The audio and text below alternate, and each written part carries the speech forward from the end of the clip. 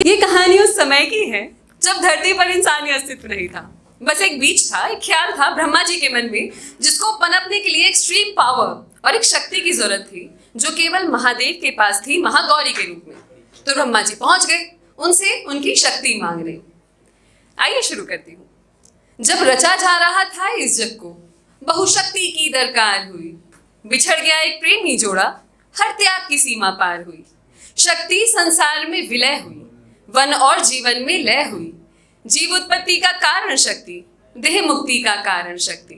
पर इसका एक पहलू और भी है, इसका साथी कोई और भी है। साथी को सब कहते शंकर, प्रकृति के रहते पुरुष वो बनकर। शायद आप सब समझ चुके हैं कहानी कौन सी है। संसार की सबसे पहली और सबसे सुंदर लव स्टोरी, भगवान शिव और माँ पार्वती की कहानी। यूं तो शक्ति के रूप अनेक, बस नारी का कोई मुख ना था। नाम जुड़े दोनों के संग, पर शिव को शक्ति का सुख ना था। बहुत समय हो गया तो देवताओं को रियलाइज हुआ कि भाई जल्दी से काम खत्म करो और शक्ति लौटाओ वापस शिव जी के पास। तो एक बहुत प्यारी सी बच्ची का जन्म हुआ। देवों ने उनके दुख को समझा, निर्माण कार्य को गति मिली। उम्मीद जगी लोगों के मन में, जब दक्ष को बेटी सती मिली। कई जन्म लगे उस शक्ति को, फिर शिव को अपना प्यार मिला। कल्पों के गहरे तप से एक वैरागी को परिवार मिला। पर वक्त ने अपनी चली चाल, एक यज्ञ में था देवी का काल। जा पहुंची शिव की तोड़ कसम, अपने ही घर में हुई भस्म। सती के साथ जो हुआ ये हम सभी जानते हैं। ऐसा होता है ना कि कहीं जा रहे हो और ठोकर लग के गिर जाओ तो चोट लग जाती है, और ऐसे में हम अगला कदम बहुत संभल के रखने लगते हैं। तो अब शिव जी भी सोच चुके थे कि जो सती के साथ हुआ वो दोबारा नहीं होगा, इसलिए वो शक्ति से खुद ही दूर रहेंगे। देव सभी थे चिंता में कि प्रेम से भगवान विमुख हुए, पर उनमें प्रेम जगाने को अब कामदेव सम्मुख हुए। सज सवर के आई पार्वती, पर भोलेपन में सब किया खाक।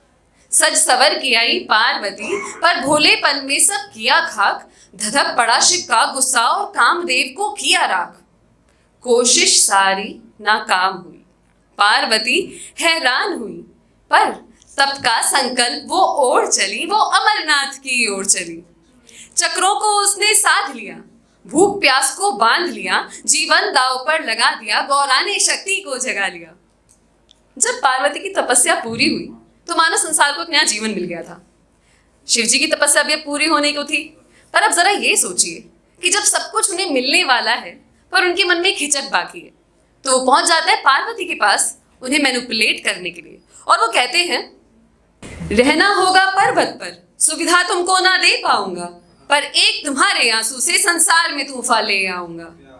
परिवार बनेंगे राक्षसगण, घर ना होगा आलीशान सा।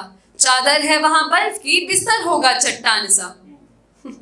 पर पार्वती ठहरी पार्वती। एक लंबी तपस्या के बाद उन्हें शिव मिलने वाले थे, वो कहाँ इन सबसे डरने वाली थी। तो वो हंसते हुए कहती है कि मैं सुख गढ़ दूंगी पत्थर पर, तुम दुख के संहारक बनना। मैं वैराग्य थोड़ा अपना लूंगी, तुम सुखद गृहस्थ के कारक बनना। मुझे मोह नहीं है माया का, ऐसे ना विचलित कर पाओगे। क्या भूल रहे हो कौन हूं मैं, आदि शक्ति को ठग पाओगे। अब विवाह सूत्र में बंधना है, ये घड़ी नहीं है परीक्षा की। अब विवाह सूत्र में बंधना है, ये घड़ी नहीं है परीक्षा की। विरह कष्ट झेले हैं हमने, ये अंतिम पारी प्रतीक्षा की। बचपन से सुनी ये कहानी पहले सिर्फ एक कहानी लगती थी, फिर बड़े हुए तो जिंदगी का सबब बन गई। तो इस कहानी से मैंने क्या सीखा, चलिए वो बताती हूँ। है प्रेम मुझे भी ऐसा करना, डर छोड़ मैं शक्ति हो जाऊं। आदर्श बनो तुम मेरे ऐसे, तुम्हारी भक्ति में खो जाऊं। तुम पीना दुनिया की कड़वाहट, पर जहर को खुद में ना खुलने देना। मैं आधा हिस्सा हूं तुम्हारा, ये बात कभी ना भूलने देना। गर दिखे तुम्हें संकट में घर, रौद्र रूप तुम धर जाना। मैं किसी बात पर अड़ जाऊं तो शांत मुझे करने आना। तुम जाना अपने संघर्षों पर, तुम जाना अपने संघर्षों पर, मैं दिन दिन घड़ियां गिन लूंगी। तुम समय लगाना चाहे जितना, इंतजार तुम्हारा कर लूंगी। ज्यादा कुछ ना मांगा है, बस चाहूं तुम मेरा घर बनो। ध्यान दीजिए, ज्यादा कुछ ना मांगा है, चाहूं तुम मेरा घर बनो। जैसे थे गौरी के शंकर, बस वैसे मेरे वर बनो। That's all everyone.